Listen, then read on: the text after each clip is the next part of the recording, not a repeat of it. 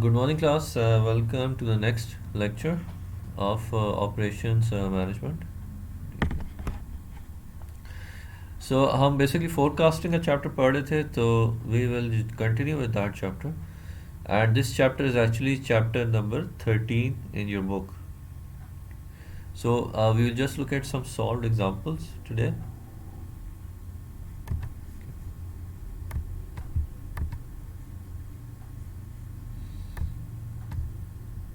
Okay.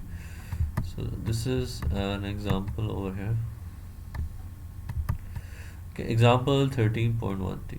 So example 13.1 says the supply chain manager seeks a better way to forecast demand for door hinges and believes that the demand is related to advertising expenditures.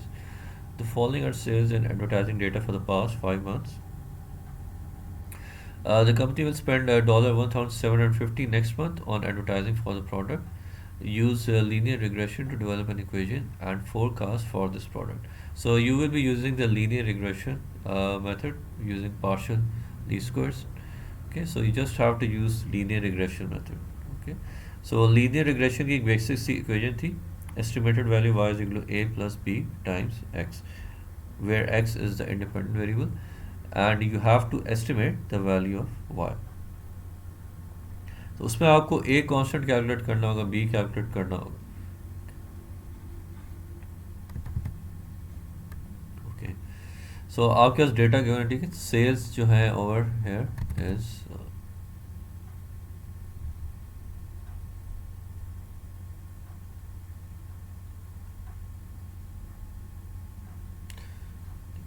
तो advertising is basically independent variable over here, ठीक है. और आपने sales या demand को estimate करना.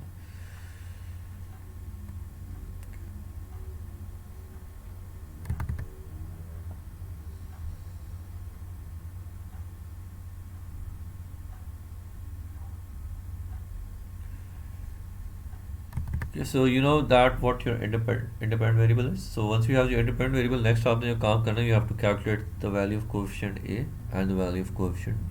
ठीक है, तो उसके लिए formulas exist करते हैं. इस एग्जांपल में उससे सॉफ्टवेयर यूज़ किया, कंप्यूटर सॉफ्टवेयर, ठीक है. Did not use a formula, तो आप भी सॉफ्टवेयर का इस्तेमाल कर सकते हैं, ठीक है. सो रिग्रेशन एनालिसिस आप इजीली कर सकते हैं ऑन MS Excel बेसिकली, ठीक है. So later on we will have a look at that as well possible. तो you just use the formula जो हमने स्लाइड्स में आपको शो किए थे to calculate the value of A and B, ठीक है. तो इसने यहाँ पे आर कोएफिशिएंट की वैल्यू भी कैलकुलेट की हुई, ठीक है. Are is basically the correlation coefficient. इसकी वैल्यू कैलकुलेट करना इज नॉट इम्पॉर्टेंट, ठीक है. You don't have to calculate the value, ठीक है. Okay, so y is equal to -8.135 plus 109.229x, which basically means the estimated value y is equal to -8.135 plus 109.229x. So basic thing to note over here is कि जो coefficient है, ठीक है, इसकी value है negative हो सकती है. ए हो गया या बी हो गया, it can have negative value.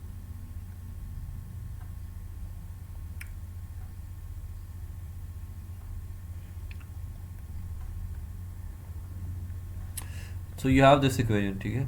So using the linear regression method, you have calculated this equation, and this equation shows the relationship between sales and advertising dollars, where y is for sales and x is for advertising dollars.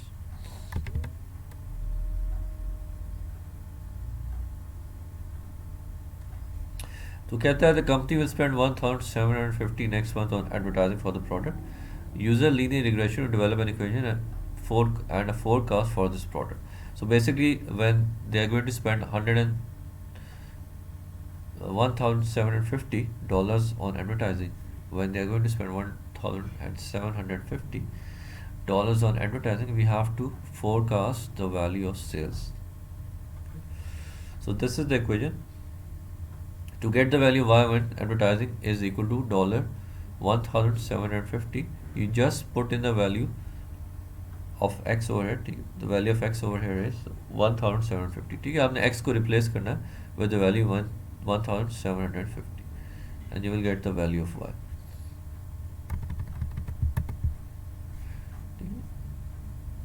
So here the solution is over here. Y is equal to -8.135 plus 109.229 times 1.7, तो आपके साथ आ जाएगा 183.016 units.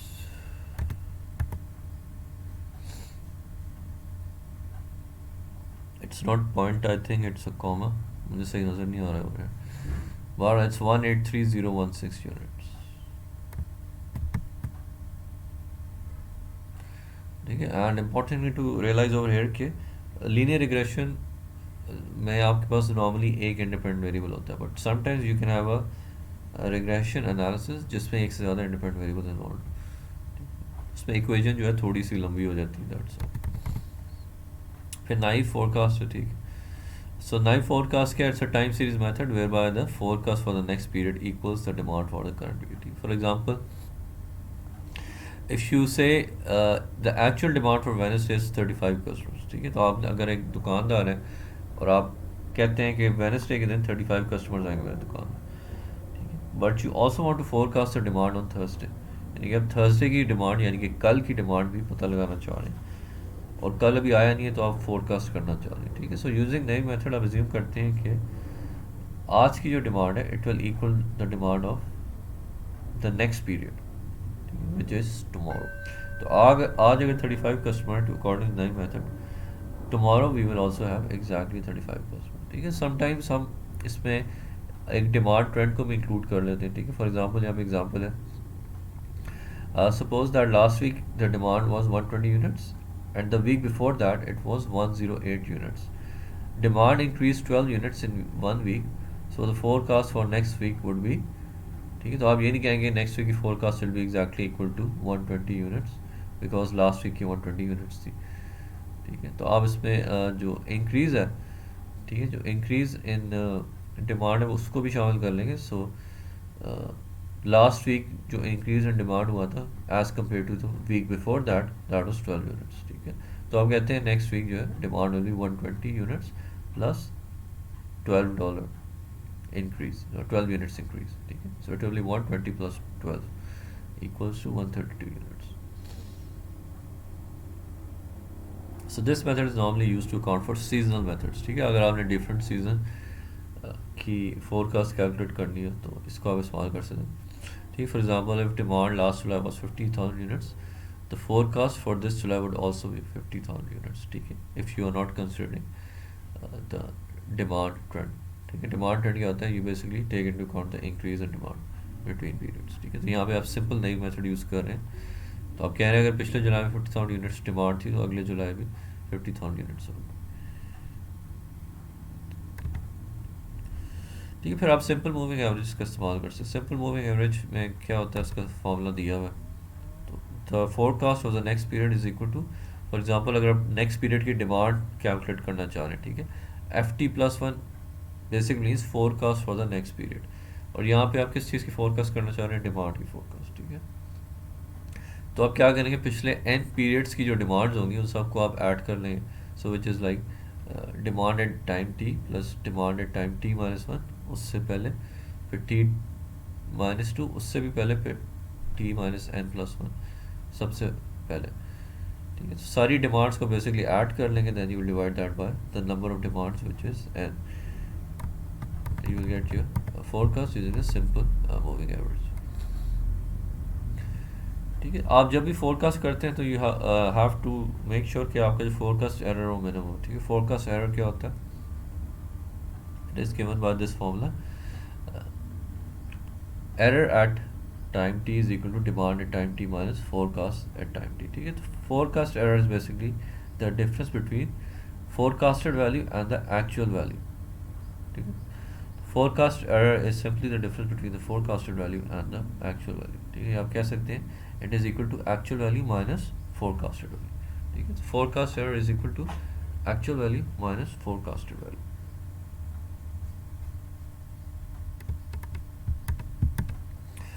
तो example 13.2 है, इसमें उसने कहा है compute a 3 week moving average. इस पर आपने मूविंग एवरेज कैलकुलेट करनी है. So you have to compute a 3 week moving average forecast for the arrival of medical clinic patients in week 4. The number of arrivals for the past 3 weeks were as follows. If the actual number of patients arrival if the actual number of patient arrivals in week 4 is 415, what is the forecast error for week 4? ठीक है, सबसे पहले आपने week 4 की forecast calculate करनी है, then you also have to calculate the forecast for week 5, and this is actually using the simple moving average. ठीक है, so we are calculating, we are estimating या forecasting demand using the simple moving average method. ठीक है, so we are forecasting demand using simple moving average. तो हमने week 4 की demand forecast करनी है, पहले 3 वीक्स की डिमांड हमें दी हुई है. ठीक है, so demand is that of patients.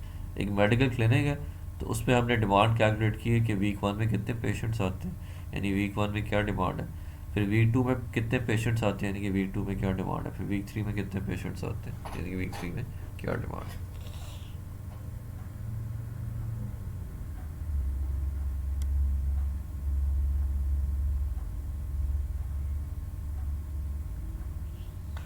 So demand in week 4 यानी कि F4 is equal to the sum of demand in week 1, week 2 and week 3. यानी कि forecast in week 4 is equal to 411, which is the demand in week 3, plus the demand in week 2, which is 380, plus demand in week 1, which is 4.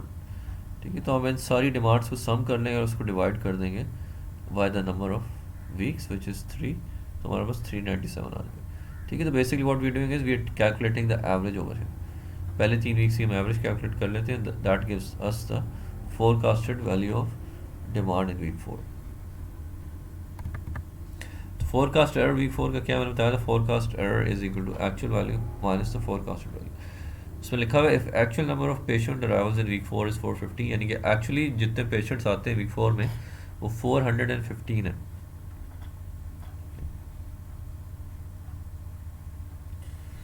सो अगर actual patients 415 है, forecasted value हमारे पास 397 है, तो actual minus forecasted value will give us 18. फिर हमने week 5 का forecast calculate करना. The forecast for week 5 requires actual arrivals from week 2 through 4. ठीक है, तो हम बेसिकली 3 मोस्ट रिसेंट वीक्स को यूज़ कर रहे हैं to calculate simple moving average. ठीक है, तो इसको आप 3 वीक मूविंग एवरेज भी कह सकते हैं. ठीक है, so it's a 3 week moving average. तो हमें डिमांड चाहिए to forecast the demand for week 5 के लिए we need demand in week 2, week 3 and week 4. ठीक है, वीक 2 की डिमांड इज 380. ठीक है, और वीक 3 की जो डिमांड है 411 है. वीक 4 की डिमांड भी दी हुई है विच इज़ 415 ओवर है.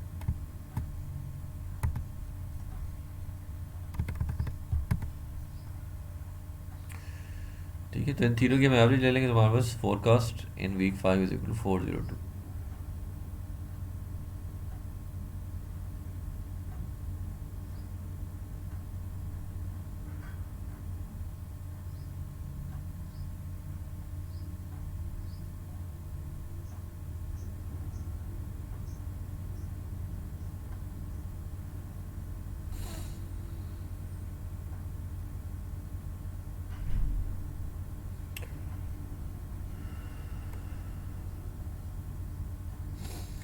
ठीक है, इसमें जो वैल्यू ऑफ एन है it will have an impact on your forecasted value. ठीक है, तो हमारी कोशिश होती है कि फोरकास्ट एरर मिनिमम हो. फोरकास्ट एरर जब मिनिमम हो दैट मीन्स कि forecasted value is as accurate as possible. ठीक है, यानी कि एक्यूरेट का मतलब है कि forecasted value will B as close to the actual value as possible. ठीक है, तो बेसिकली होता ही है कि अगर हम कल की डिमांड कैलकुलेट कर रहे हैं तो वी आर जस्ट फोरकास्टिंग, यानी कि हम इसको एस्टिमेट कर रहे हैं. ठीक है, बिकॉज कल अभी आया नहीं है. लेकिन जब कल आता है तो फिर हम एक्चुअल डिमांड देखते हैं और उसको कंपेयर करते हैं विद फोरकास्टेड वैल्यू. तो फोरकास्टेड वैल्यू और एक्चुअल वैल्यू में डिफरेंस जितना कम होता है अच्छा. ठीक है, so you should use large values of N for demand series that is stable, and small values when should be used for those that are susceptible to changes in underlying error. ठीक है, अगर demand बहुत stable है तो आप छोटी values of N को use करें. अगर डिमांड जो है उसमें बहुत ज़्यादा फ्लक्चुएशन हो रही है तो यू शुड, यानी कि डिमांड बहुत स्टेबल है तो you should use large values of N. लेकिन अगर बहुत ज़्यादा फ्लक्चुएशन आ रही है डिमांड में तो you should use small values of N. ठीक है, सो अगेन अगर डिमांड बहुत स्टेबल है तो you can use large values of N. लेकिन अगर डिमांड की वैल्यू से बहुत फ्लक्चुएशन आ रही है तो you should use small values of N.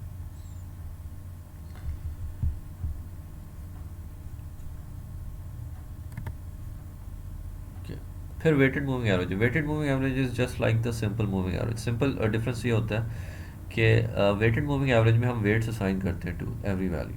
Simple moving average में हम वेट्स असाइन नहीं करते बिकॉज इक्वली वेटेड होता है. So, in the weighted moving average method, each historical demand in the average can have its own weight. The sum of the weights equals 1.0. For example, in a three-period weighted moving average model, the most recent period might be assigned a weight of 0.50. The second most recent might be weighted 0.30, and the third most recent might be weighted 0.20. So the average is obtained by multiplying the weight of each period by the value for that period and adding the products together. फिर जो products होते हैं उसको हम divide कर देते हैं by the sum of weights.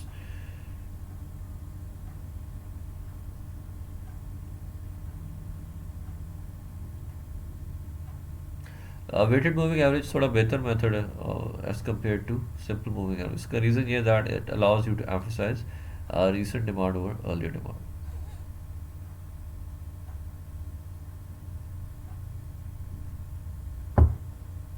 ठीक है. एंड इसी तरह forecast will be more responsive to changes in underlying average of the demand series than the simple moving average. जैसे यहाँ कैलकुलेशन तो नहीं की हुई उसने वेटेड मूविंग एवरेज की, बट एग्जांपल में आगे शायद की हो. Okay, so this is exponential smoothing. ठीक है, तो एक्सपोनेंशियल स्मूथिंग क्या है? It's basically a sophisticated weighted moving average method that calculates the average of a time series by giving recent demands more weight than the earlier demands. ठीक है.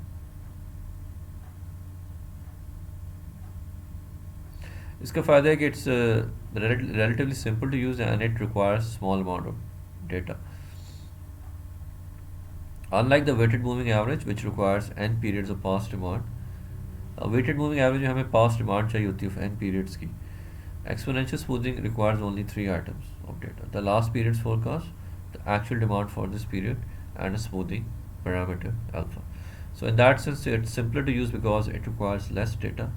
इसका formula आसान है. Forecast for next period is equal to alpha. Alpha is a constant. Multiply demand this period plus 1 minus alpha multiplied by forecast calculated last period. इसको short form में हम इस तरह भी लिख सकते हैं: alpha D T. D T is demand in this period and F T is forecast in this time period, which is actually calculated in the last time period. ठीक है.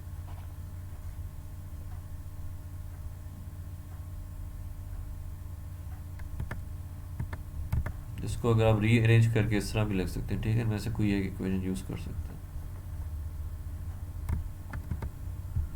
तो एक एग्जांपल हुई है. This is example 13.3. Reconsider the patient arrival data in example 13.2. ठीक है, example 13.2 के data की हम ले रहे हैं. It is now end of week 3 using alpha is equal 0.10. Calculate the exponential smoothing forecast for week 4.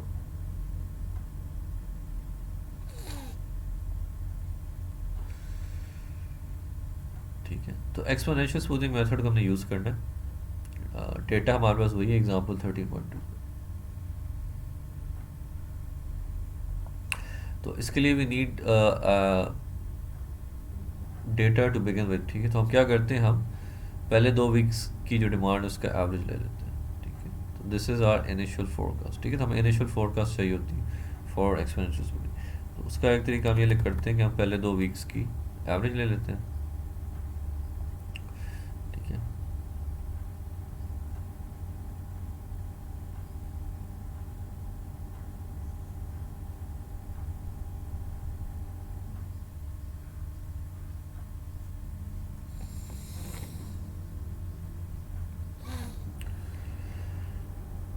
ठीक है. So this is your formula. So it's alpha times demand in this period, and I think this is demand of week 3. 411 जो है it was demand of week 3. 411 is the demand of week 3.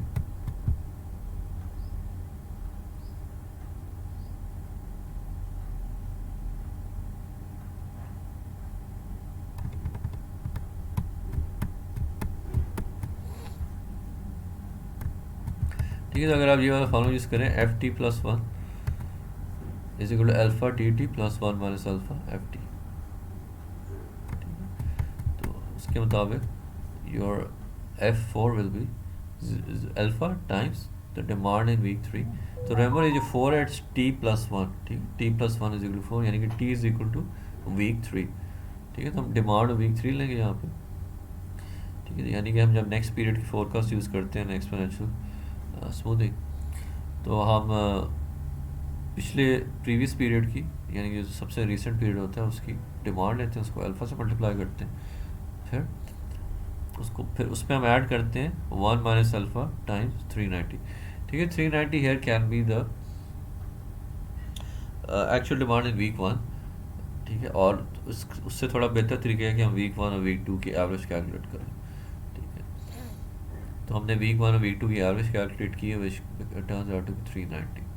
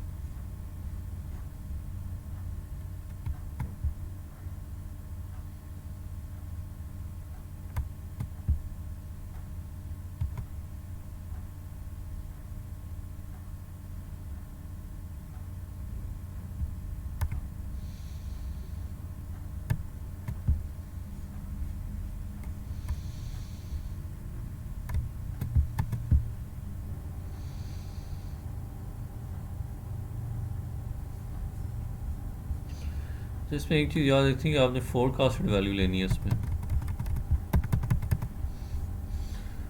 ये जो 390 है ना, it's actually the forecasted value. ठीक है, तो आपने एक्चुअल वैल्यू नहीं यूज़ करनी यहाँ पे, you have to take a forecasted value. ठीक है, according to this formula over. ठीक है, F T means forecasted value. तो फोरकास्टेड वैल्यू का एक तरीका ये है कि हम पहले 2 वीक्स की एवरेज कैलकुलेट कर लें। ठीक है, so just use that method. तो हम पहले 2 वीक्स की अगर एवरेज कैलकुलेट कर लें तो that gives us the forecasted value for the week 3। ठीक है, वीक 3 की फोरकास्टेड वैल्यू मुझे देते हैं।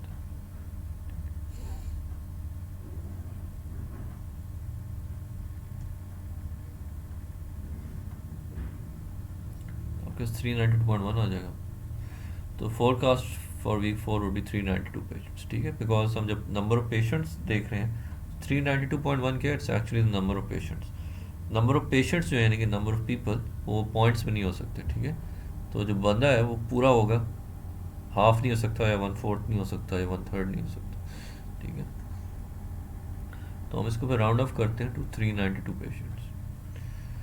तो वो कहता है कि एक्चुअल जो demand in week 4 that is 415 patients. अगर एक्चुअल डिमांड 415 है, लेकिन हमारी फोरकास्ट है 392 आई है, तो फोरकास्ट एरर कितना होगा इन वीक 4? It's 415 minus 392।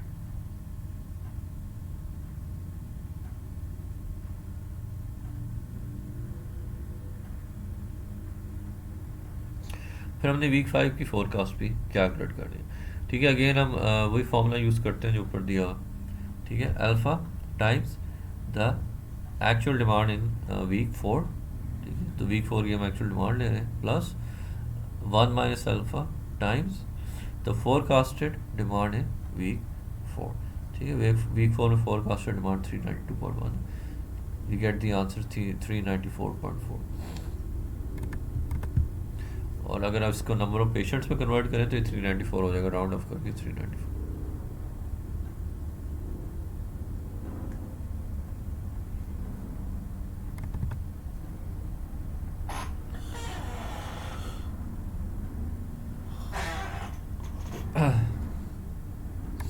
अच्छा, नेक्स्ट मेथड हम क्या करते हैं, हम एक्सपोनेंशियल स्मूथिंग में एक ट्रेंड कंपोनेंट ऐड कर देते हैं। ठीक है, So the method for incorporating a trend in an exponential smooth forecast is called a trend adjusted exponential smoothing method. With this approach, the estimates for both average and the trend are smooth, requiring two smoothing constants. ठीक है, तो यहाँ पे हमने basically एक trend component भी add कर दिया to the exponential smoothing method. ठीक है, तो हम इसमें फिर दो चीज़ें कैलकुलेट करेंगे. एक तो हम एवरेज डिमांड कैलकुलेट करेंगे which is given by this formula alpha times demand at time t plus 1 minus alpha times actual demand at time t minus 1. ठीक है, एवरेज. ठीक है, average demand at time t minus 1 plus the trend estimate last period. ठीक है, so that is the formula.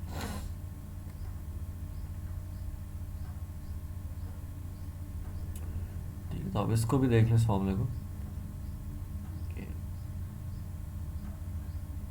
Average demand at time t is equal to alpha times demand this period plus 1 minus alpha times average plus trend estimate last period. ठीक है, तो आपने last period की average और trend estimate calculate करना है. ठीक है, फिर हम उसको मल्टीप्लाई कर देंगे, फिर इसमें ऐड कर देंगे हमारे पास average demand at time T are. फिर हमने ट्रेंड कॉम्पोनेंट भी कैलकुलेट करना है. It's equal to beta times average this period minus average last period plus 1 minus beta times trend estimate last period. तो उसका फॉर्मूला ये है. ठीक है, beta times average at time T minus average at time T minus 1 plus 1 minus beta times T T minus 1. तो forecasted value at T plus 1 is equal to average at time T plus.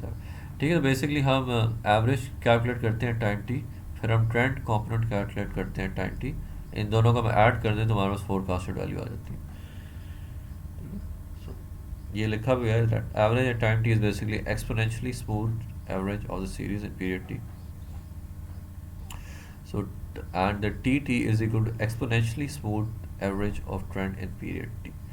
इसकी आप calculation करेंगे, it's not that difficult, you will understand. Alpha and beta just smoothing constants. ठीक है, और you just need to make sure कि आप alpha और beta की values just need to make sure that you choose the right values of alpha and beta, because alpha and beta जितने accurate होंगे आपका जो forecast होता है ज़्यादा accurate आएगा.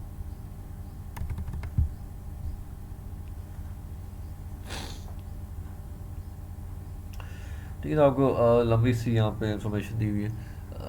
Meta analysis INC provides medical laboratory services to patients of health providers, a group of 10 family practice doctors associated with a new health maintenance program. ठीक है, तो एक मेडिकल लैब की इंफॉर्मेशन दी हुई है आपको. ठीक है, आपने मेडिकल लैब्स देखी होगी, आप अपने ब्लड टेस्ट वगैरह कराने जाते हैं. Managers are interested in forecasting the number of blood analysis request per week. Supplies must be purchased and a decision made regarding the number of blood samples to be sent to another laboratory because of capacity limitations at the main laboratory. Recent publicity about the damaging effects of cholesterol on the heart has caused a national increase in requests for standard blood tests. Meta-analysis recently ran an average of 20 blood tests per week. The trend has been about 3 additional patients per week. This week's demand was for 27 blood tests. We use alpha is equal to 0.2 and beta is equal to 0.20. ठीक है, तो आपने इसमें जो data आपको चाहिए that is average demand is 28 blood test per week. ठीक है, इसको हम ए नॉट लिखते हैं. A naught is equal to 28 patients. ठीक है, फिर जो ट्रेंड जो है which is वो कहते हैं trend has been about 3 additional patients per week, which is T naught, इसको हम लिखते हैं 3 पेशेंट्स.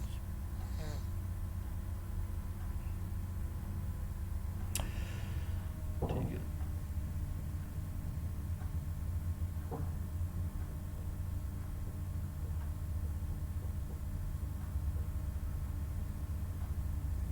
ठीक है, तो दिस वीक्स डिमांड दी हुई है. तो this is demand for week 1 actually. You have to forecast the demand for week 2.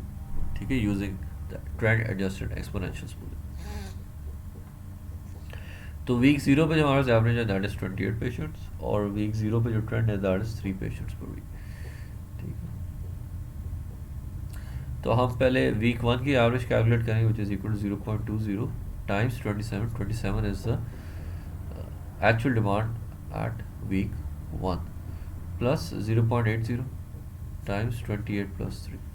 So we will use the first formula over here. ये वाला फॉर्मूला यूज़ करेंगे पहले. to calculate the average demand at time t. Uh, In that example, it is the average demand at week 1. It will be alpha times the actual demand at week 1 plus 1 minus alpha times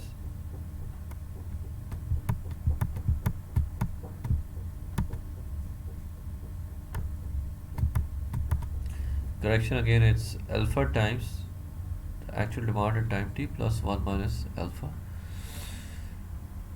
times the average demand at time t minus 1 plus trend at time t minus 1. तो I think once you understand the formula, तो उसमें आज आपने सिर्फ उस formula में values calculate values put करनी है, ठीक है। तो वैल्यूज आपको गिवन है क्वेश्चन। सो हम पहले वीक 1 की एवरेज कैलकुलेट करेंगे, यानी कि we will calculate the average number of patients for week 1. It will be given by 0.20 times the actual demand at week 1 plus 1 minus alpha times the average demand at time 0, which is 28, plus the trend at time 0. It is AT minus 1 plus TT minus 1, which is basically means कि हमने पिछले period की average और पिछले period का trend calculate करना। फिर हम ट्रेंड कैलकुलेट करते हैं for week 1, which is equal to alpha times 30.2 minus 28. So 30.2 is basically your average for period T. In this case, it's week 1 minus 28, which is the average number of patients at week 0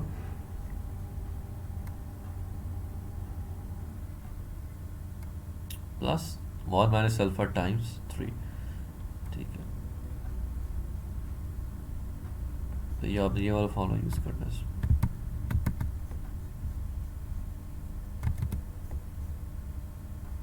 this formula, ठीक है। तो आपने सिर्फ simply इस formula में values put करनी है। ये फॉर्मूला क्या है? Basically it's beta times the average at time T minus the average at time T minus 1 plus 1 minus beta times the trend at time T minus 1।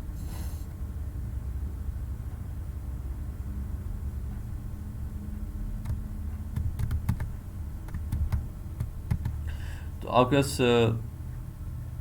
ये value आ जाएगी 2.8।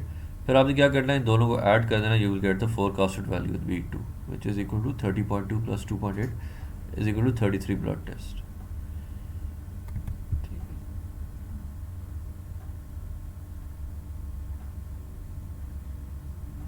ठीक है, वो कहता है अगर actual number of blood test week 2 was 44, यानी कि एक्चुअल डिमांड वीक 2 में 44 थी, तो then calculate the updated forecast for week 3। ठीक है, तो बेसिकली आपने यहाँ पे फोरकास्टेड डिमांड कैलकुलेट की है for a week 2 which turns out to be 33 blood test, लेकिन this is the forecasted value. अगर एक्चुअल वैल्यू जो है 33 से बहुत डिफरेंट थी, यानी टर्न्स आउट टू बी 44, तो calculate the forecast for week 3। ठीक है, वीक 3 फोरकास्ट भी आप इसी तरह कैलकुलेट करेंगे। You know the formula, try to understand that formula, उस फॉर्मूला में वैल्यूज पुट करेंगे, you will get your answer.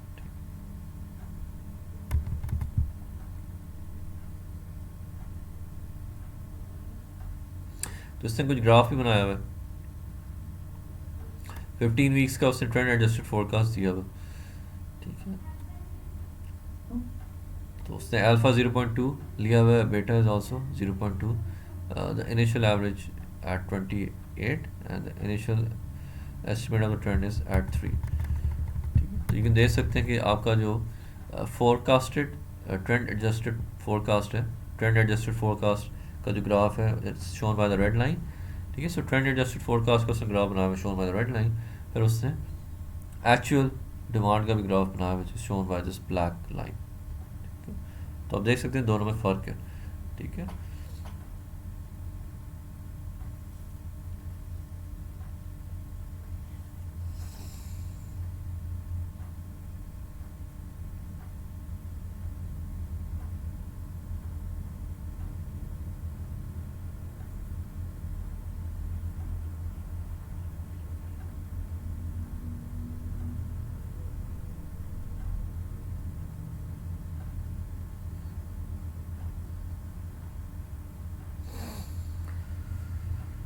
है, तो ये इससे एक छोटी सी कैलकुलेशन की हुई है, you can just try to understand it और just otherwise ignore it.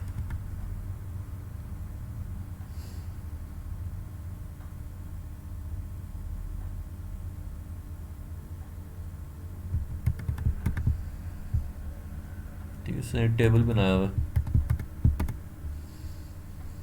Smooth average दी हुई है आपको for week 1, week 2, week 3, week 4, 5, 6 and so on. ठीक है, फिर आपको ट्रेंड एवरेज भी दी हुई फॉर ऑल द वीक्स. फिर फोरकास्ट फॉर दिस वीक भी दी हुई है. ठीक है, और based on the actual demand उसने फोरकास्ट एरर भी कैलकुलेट की. ठीक है, so this is your actual demand.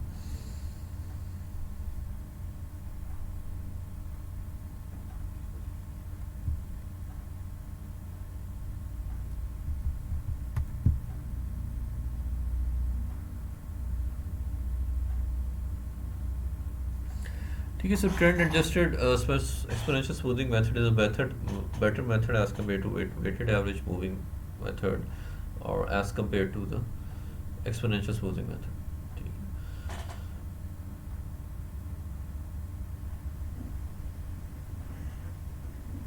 ठीक है, so it can be a better method but sometimes हो सकता है हमारा वेटेड एवरेज मेथड जो है या एक्सपेंशियल स्मूथिंग जो है they might be the better method to use. ठीक है, and that will actually depend on the circumstances. ठीक है. ठीक है, सीजनल पैटर्न्स क्या होते हैं? They are regularly repeating upward और downward movements in demand measured in periods of less than 1 year. ठीक है, तो अगर हम आर्ली बेसिस बात कर लें, मंथली बेसिस पे या वीकली बेसिस बात करें, तो हम कह सकते हैं we are talking about seasons या सीजनल पैटर्न्स. ठीक है. ठीक है, सो दो टाइम पैटर्न्स हैं in this case, they are called seasons and we are interested in seasonal movements in demand या सीजनल ट्रेंड इन डिमांड. ठीक है, for example the customer arrival at a fast food shop on any day में peak between 11 AM and 1 PM and again from 5 PM to 7 PM.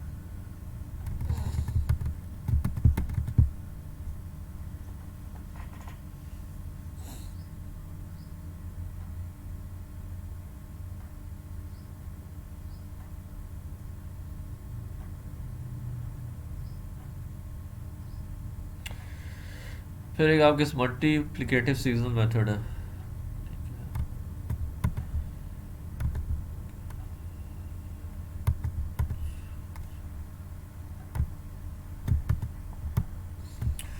Multiplicative seasonal method को भी देख लें. ठीक है,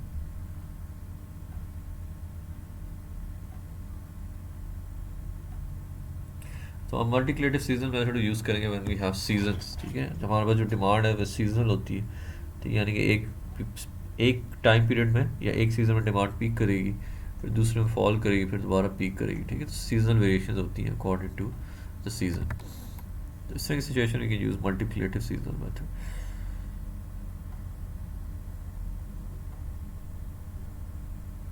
for example for a day of the week season effect, अगर हम day of the week season effect देख रहे हैं, ठीक है, this is something we do in finance. ठीक है, जब स्टॉक मार्केट्स का स्टडी कर रहे होते हैं तो अक्सर we are interested in studying the day of the week season effect.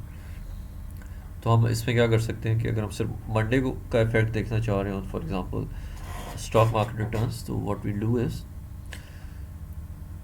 We'll calculate the time series for Mondays, one for Tuesdays and so on.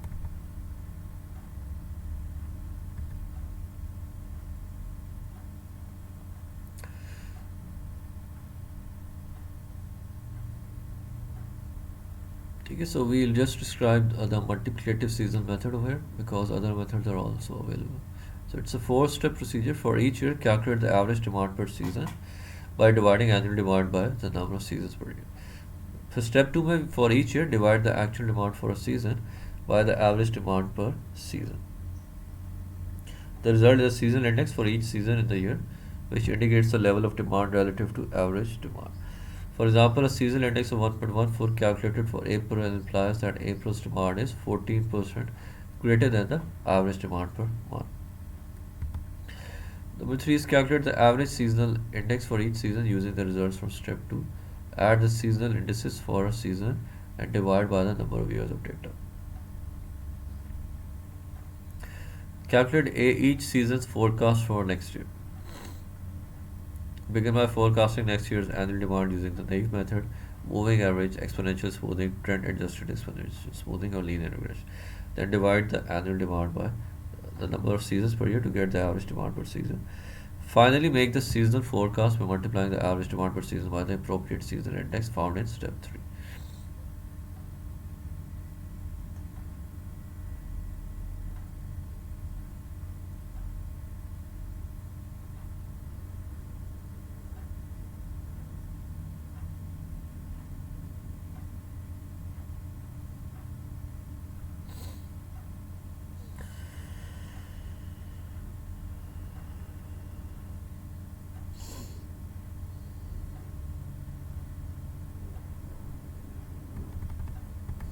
ठीक है, तो आपको कुछ डेटा दिया है और एग्जांपल भी दी हुई है, ठीक है। So this is example 13.5।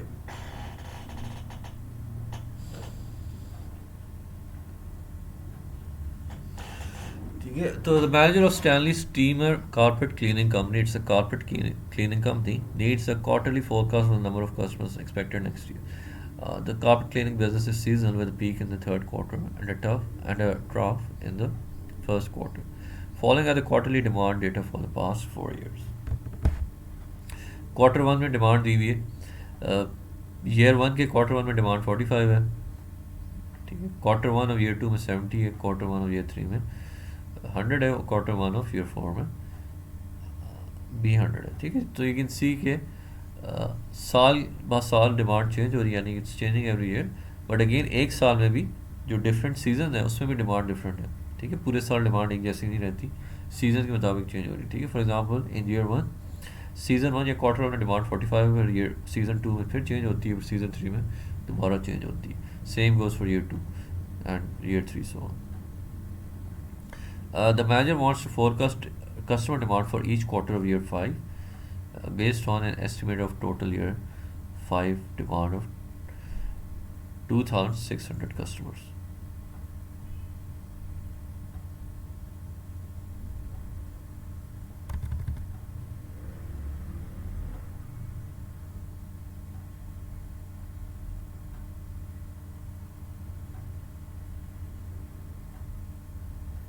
ठीक है, so part A में forecast for the total demand in year 5 is needed. So annual demand has been increasing by an average of 400 customers each year. So you can calculate that by calculating the increase from year 1 to year 4, average increase calculate करनी, so which will be 1200 divided by 3.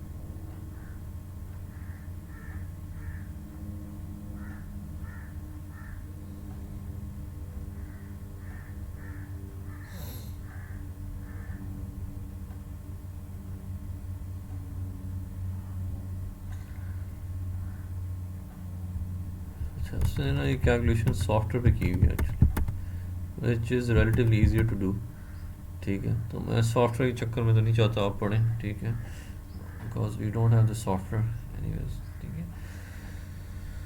Just look at this table, ठीक है, try to understand कि क्या हुआ है, ठीक है।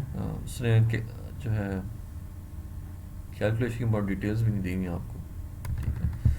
सो फिर मैं मेरे हिसाब से don't worry about this example, ठीक है। एडिटिव सीजन मेथड को हम रहने दें, ठीक है। So it's not very important, ठीक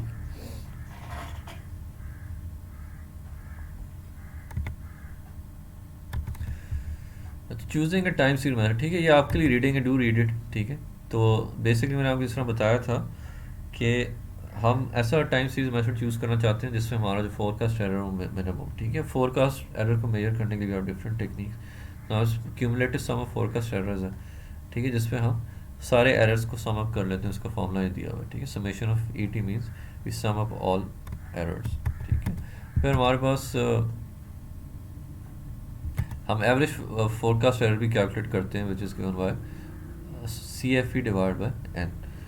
फिर मीन स्क्वायर एरर है, standard deviation and mean absolute deviation है, ठीक है, which basically measure dispersion of forecast error. ठीक है, आई होप आपको पता है डिस्पर्शन क्या होती है। Dispersion is basically the variability, ठीक है, उसमें जो वेरिएशन होती है उसको मेजर करते हैं। तो मीन स्क्वायर्ड एरर का फॉर्मूला दिया हुआ है, ठीक है, स्टैंडर्ड डेविएशन का ये है।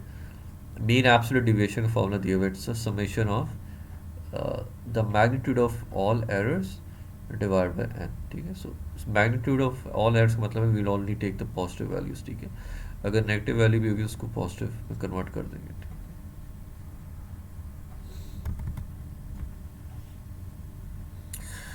फिर mean absolute percent error, it relates the forecast error to the level of demand and is useful for putting forecast performance in the proper perspective.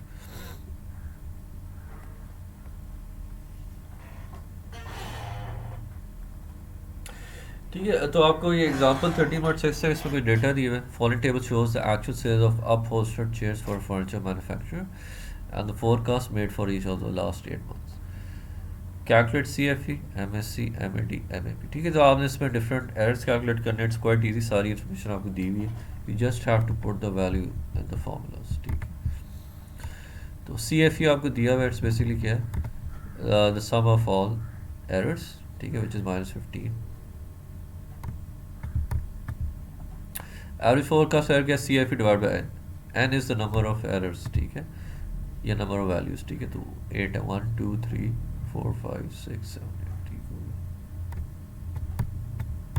Mean square error क्या है, the summation of error square, ठीक है, यानी कि आपने error को square करना और उन सबका सम ले लेना, फिर उसको आपने एन से डिवाइड कर देना, you will get your mean square error. ठीक है, यहाँ पे हुआ हुआ, ठीक है, ई टी स्क्वायर लिया, ई टी स्क्वायर क्या है, it is the square of E T, यानी 25 का स्क्वायर लेंगे 625, 20 का स्क्वायर लेंगे 400 आ जाएगा, 50 का लेंगे 225 आ जाएगा।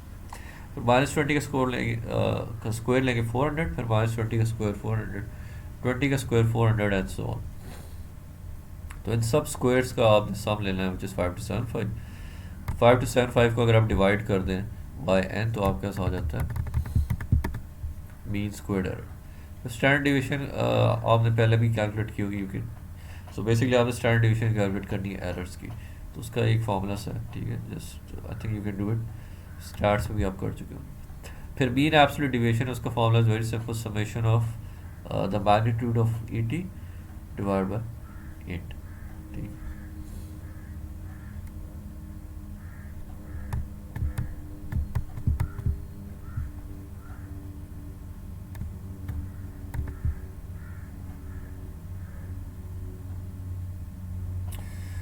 ठीक है, आपने इन सारे एरर्स का सम ले लेना, but you will ignore the negative science. ठीक है, आपने नेगेटिव को भी पॉजिटिव ट्रीट करना है, you some up all these errors. ठीक है, तो सी आपके पास क्या रिजल्ट आता है, ठीक है, I think it should be 190 कुछ होना चाहिए।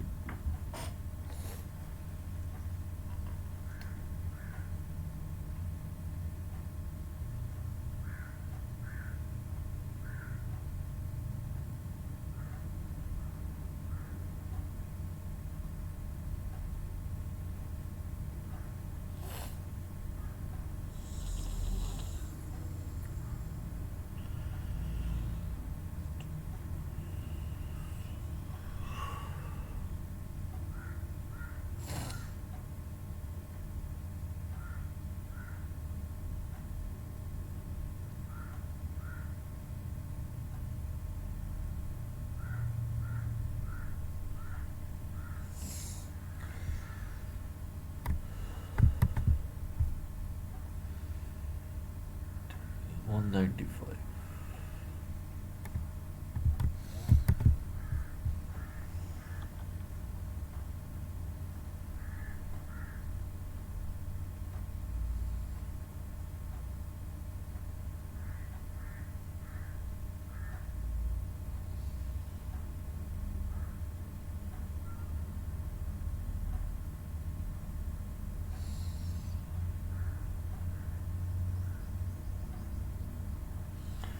ठीक है, तो इन सब को आप सम कर दें जितने भी 80 के अंडर नंबर्स हैं, और अपने नेगेटिव साइन को इग्नोर करना है। You will treat negative sign as positive sign. ठीक है, तो आपके 195 आएगा, उसको डिवाइड कर देंगे बाय n विच इज़ 24.4 आ जाएगा। ठीक है, फिर मीन एब्सोल्यूट परसेंटेज एरर है summation of E T divide by D T divide multiply by 100, उसको आपने n से डिवाइड कर देना। ठीक है,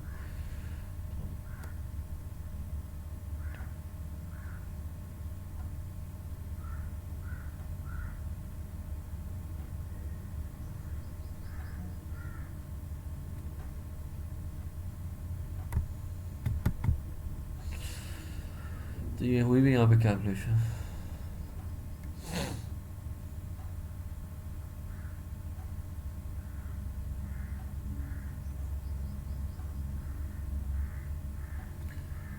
ठीक है, तो ये आपको एब्सोल्यूट एरर्स की वैल्यूज दी हुई है। ठीक है, तो ये जो होता है ना मैग्नीट्यूड ऑफ ई टी, इसको हम एब्सोल्यूट एरर भी कहते हैं। बेसिकली मीन्स के हम जो ई टी को as a positive number consider करते हैं। ठीक है, यानी कि we are only interested in the positive values because we are actually interested in the magnitude which is only the positive value.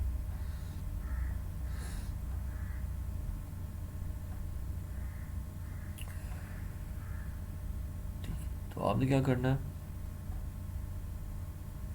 इस 25 को आपने डिवाइड करना है बाय 200, फिर आपने उसको 100 से मल्टीप्लाई करना है।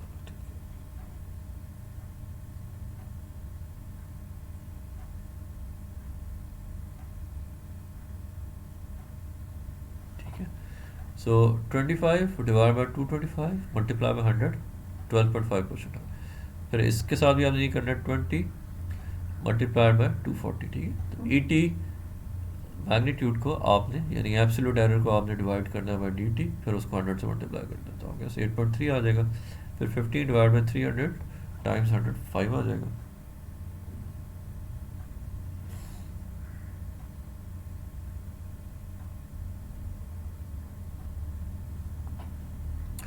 ठीक है, सिर्फ 20 डिवाइड बाय 270 टाइम्स 100 7.4 आ जाएगा।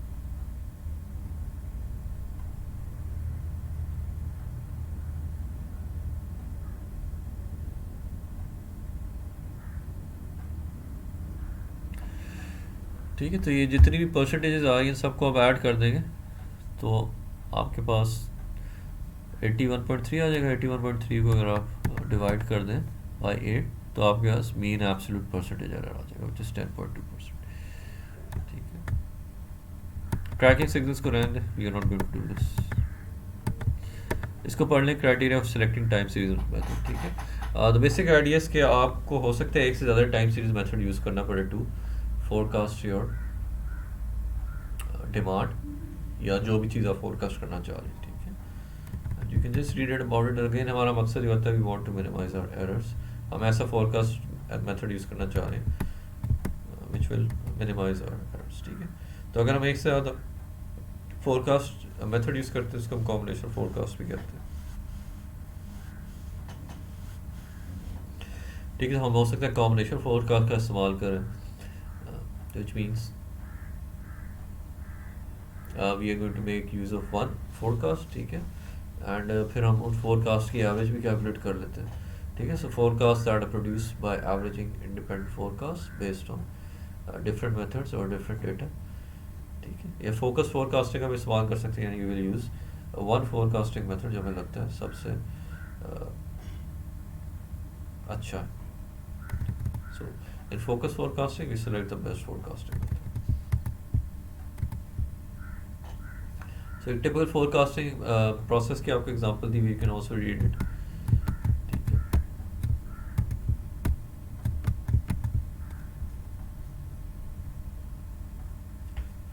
forecasting as a nested process, इसको भी आप read कर सकते हैं। ठीक है, बट जो सबसे important चीज़ है ना in this chapter, that is you have to understand the numerical examples. ठीक है, एग्जाम्पल सॉल्व हुई हुई जो हमने स्पेशली की हैं इन दिस लेक्चर, वो आपने अंडरस्टैंड करनी है। You should know how to solve those questions. ठीक है, बाकी इसकी थ्योरी वगैरह हमने स्लाइड्स में पढ़ी हुई है। ठीक है, फिर इसके कुछ solve problems he at the end of the chapter. ठीक है, so you can again look at solve problem one. It's quite easy. I think you will be able to understand.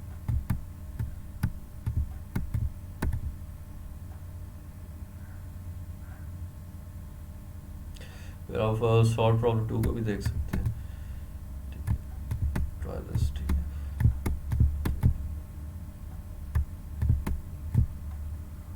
You can also look try doing solve problem 3.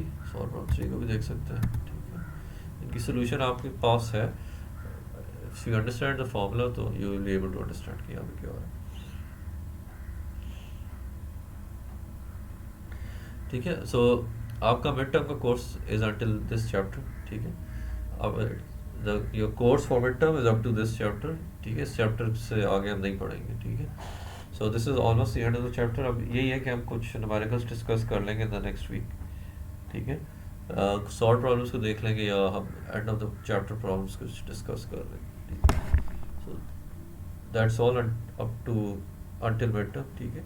So that's all until mid term. आपका mid term जो है 3 मई से शुरू हो जाएगा, 3 मई से. Okay. Thank you so much. खुदा हाफिज़.